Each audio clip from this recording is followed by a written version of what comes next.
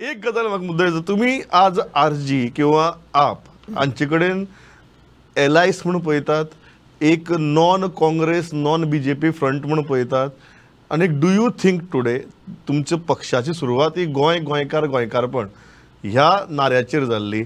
आज दिसता की ही तिनी फंडामेंटल्स तुमची आरजीन ताजेर कॅपिटलायज केला. एक आरजी आणि आप कितेंय मातशें कोऑर्डिनेशन आमचें जालां तें it is for the assembly. Do you see the potentiality? No, that we don't. I don't know how it will go because that I have not thought deeply into this. I don't feel anywhere that Goinkar has been hijacked. But there are events which have happened. One of which was me supporting Manohar Parrikar to become CM.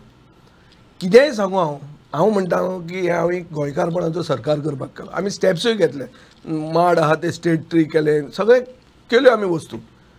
पुणून एक section of the population, I am not talking about community alone, but voters who felt that I was the voice of the opposition, felt it was a sort of a betrayal, and they didn't condone it. They never condoned it even till date. So हें एक जालें.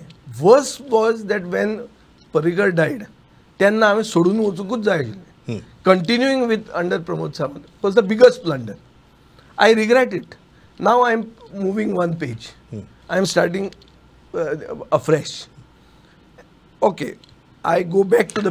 And I must admit that what you are doing is really courageous because तुम्ही जर सांगितले तांकां 21 जावपाक एकच आमदार जाय आशिल्लो, but standing there and saying that आपूण एकटो आमदार आपल्या पक्षाचो पण आपूण विरोधी पक्षाचो आवाज जातलो म्हणून is a very very courageous thing undoubtedly.